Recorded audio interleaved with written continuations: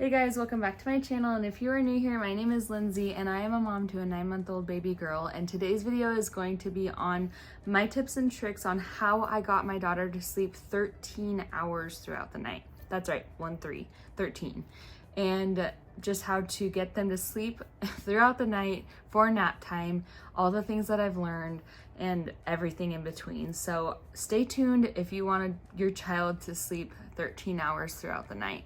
Just a disclaimer before we get into my tips and tricks, these are not medical advice. These are just what worked for my baby, and not every baby is the same. All of them are different. So things that worked for my daughter might not work for your child. So please just take that into account. But if they do work, I really hope they do.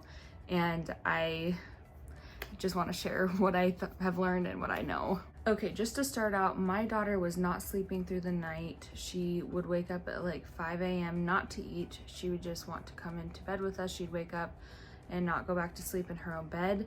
And she wouldn't go down for naps in her crib. She would only sleep on us, and she'd only take like 1, maybe 2 20-minute naps a day, which was really taxing because she was really tired. I was tired. I couldn't get a break.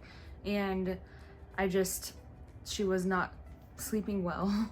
And then when she'd come to bed with us at 5 a.m., obviously I'm not sleeping good because she is in bed with me, and I have like anxiety about her like crawling off the bed or something. So that's just like a baseline. She was not sleeping throughout the night, and she was not taking naps. And now she will take naps. She takes 2 to 3 a day. Usually there's like 2 30-minute naps, 30 to 45 minutes, and then there's one that's like 1 to 2 hours typically. Obviously that changes daily, but that's about what it is every single day. Usually it's 2 longer naps than she used to take, but sometimes 3, like I said. But just a baseline. Now let's get into the tips and tricks. I do not believe in the cry it out method. I did not want to let my baby cry until she fell asleep. That being said, I did use the Ferber method. If you've never heard of the Ferber method, essentially it is a chart, and I will pop one up on the screen, and I'll keep it for like a long time so you can kind of look at it, and I'll leave a link down below to one so you can go look at it and use that link so that you can see it. I'm not getting sponsored or anything for this. This is just what I did. But essentially, like, it gives you day 1. You put them down to sleep, drowsy, not asleep, and then you leave the room, let them cry for 3 minutes.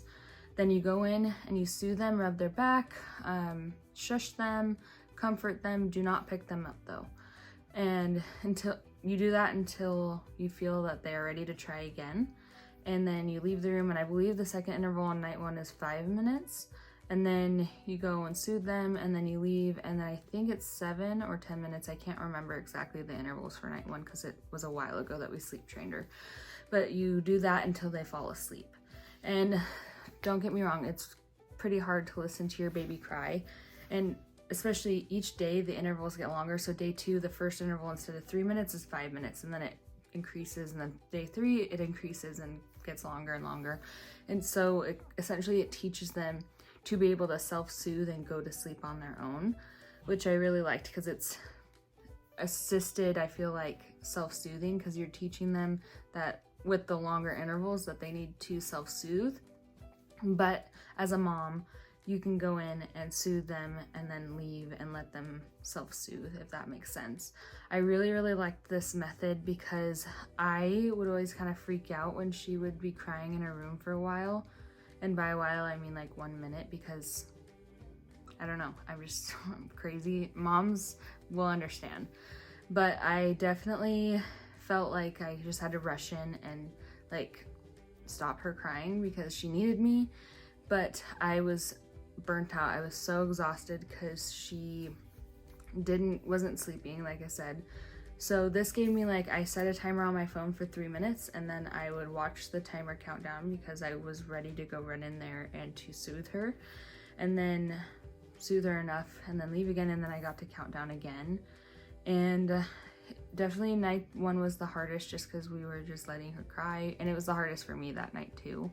And then night 2, I think night 2, it got better for me. I know a lot of people say that night 3 is the hardest for them, but I think by night 3 or 4, she was falling asleep on her own at night.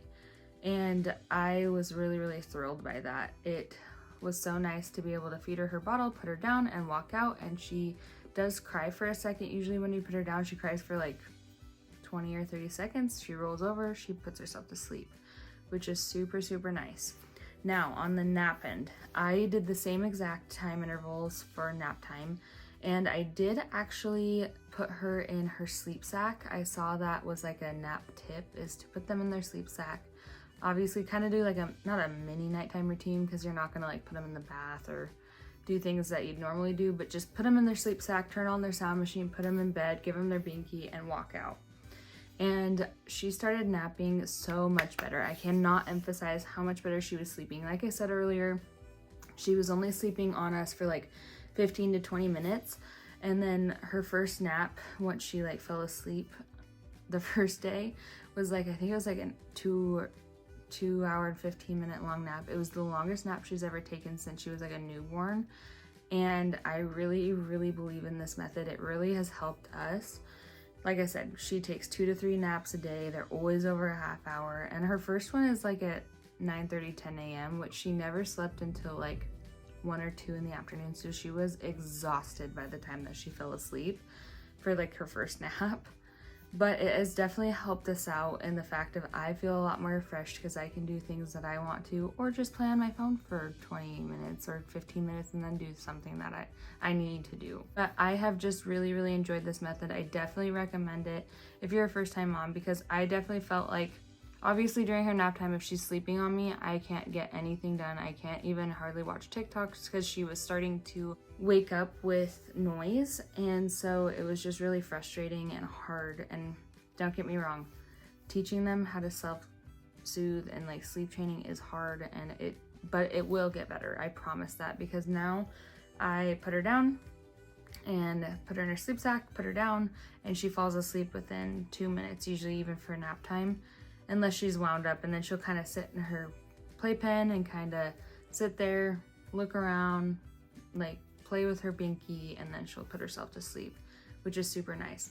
Also, she stopped waking up in the middle of the night, which is super awesome, because she wasn't eating in the middle of the night, like I said, but she would, like I said, come into bed with us, want to come into bed.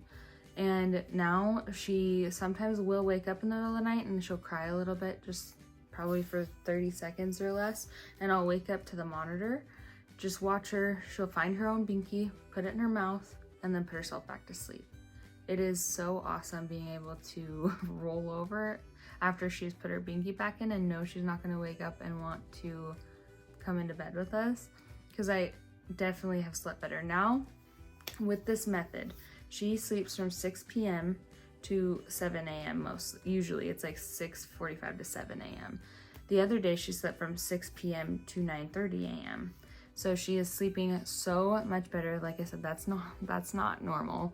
The 9:30, it's usually 6 to 7. But she sleeps 13 hours a night constantly, and I just feel so much more rested, because then I get a few hours at night to myself. I get a few hours during the day when she's sleeping to myself, and then I get to sleep until 7 a.m. with my kids still sleeping. So I am super, super grateful that I found this method. I definitely recommend it, and I just can't recommend it enough. But I hope you guys enjoyed this video. I hope you learned something. Please comment down below if you sleep trained your kid with the Ferber method, because I can't recommend it enough. But I hope you guys enjoyed this video, and I will see you in the next one. See ya.